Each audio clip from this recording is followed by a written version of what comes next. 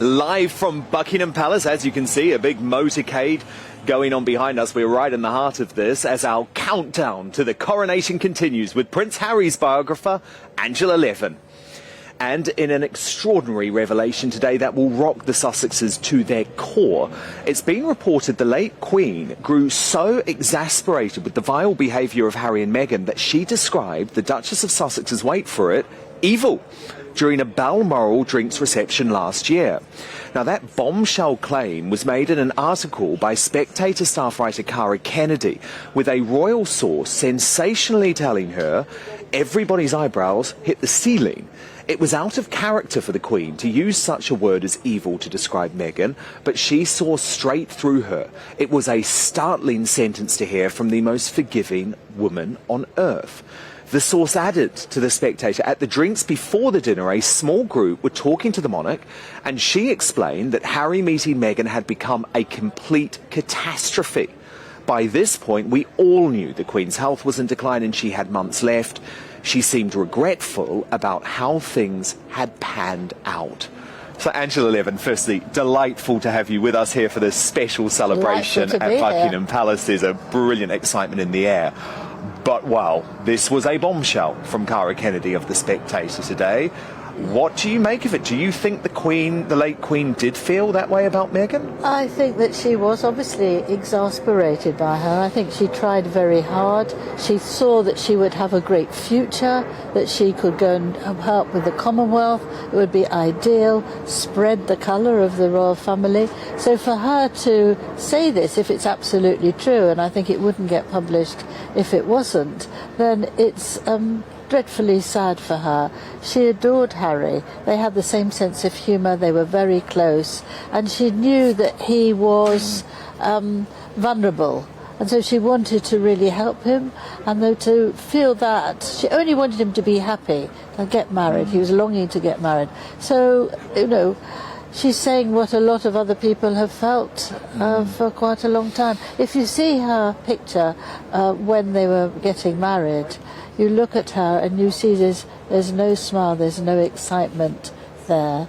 It's just looking at her feeling very, very miserable. And Tom Bower, who will be with us in the next hour, of course, for his book on Meghan, his brilliant biography on Meghan Revenge, revealed that the Queen, on the day of Prince Philip's funeral, had said, thank goodness Meghan isn't coming. So I think clearly, while she was alive, the late Queen didn't want to add to any of the frenzied coverage around Meghan. But I think over the next few months and years, we're going to learn just how horrified she was about the way that Meghan treated the royal family. Well, treated her as well. I mean, the last few months... In her dying days. In the last few months, Harry was ringing up almost every day to demand money and to demand protection. Really was ringing the Queen? Yes, and was nagging her to get what he wanted in all sorts of areas. And you can't imagine anything worse of a 96-year-old woman who's really in a lot of pain, who's lost her husband, that a member of her family who she'd adored would behave so badly. So, of course, Angela, in the context of this report today, Harry, in less than 48 hours' time, has to face his family for the first time, including the father, who he attacked time and again in his book, his stepmother, who he has described as being dangerous and a villain, and his brother William, who he accused of being a bully. I mean, how is this reunion going to go down? Well, I think he will sort of half pretend he's not there.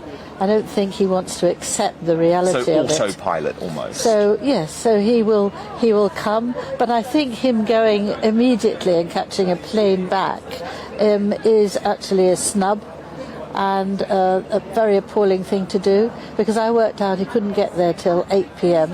A 4-year-old doesn't need a birthday party at 8 p.m. He'll have been jumping and getting excited all day long. He could have easily waited for his daddy the next day, and I think that Harry was told he had to be back by a certain time, and Harry could not actually be strong enough to say to his wife, look, just put it off for a day, please.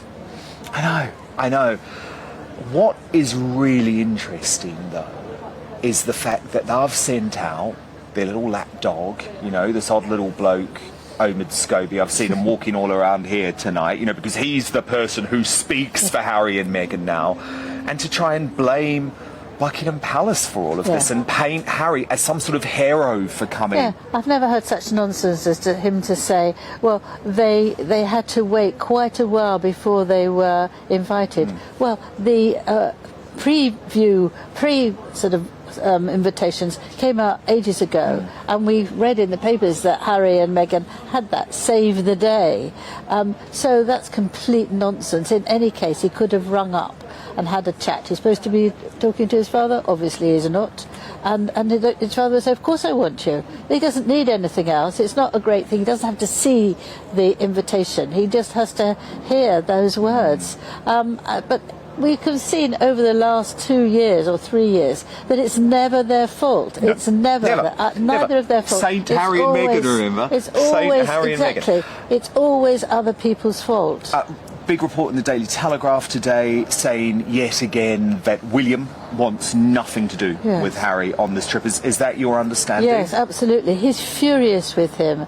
I mean, he's invaded his privacy while suing other people for invading his own privacy. The irony. Yes, but also he wants to protect Catherine, and he's realised that it's been very difficult for her. She's had to learn well, she had to donate herself to the royal family, which she has done absolutely brilliantly, and he doesn't want some snippet attacking her and being unkind. So you think William almost wants to protect Kate? Very much so. And not have her in Harry's orbit? I think he can cope with it because he's a strong man and he just will cut it off. You can see he's blocked it out. But actually he cares very, very much for his wife and will not stand for her to be criticised in that hideous way. Fascinating insight as ever from Angela Levin, of course the biographer of Prince Harry and Queen Camilla.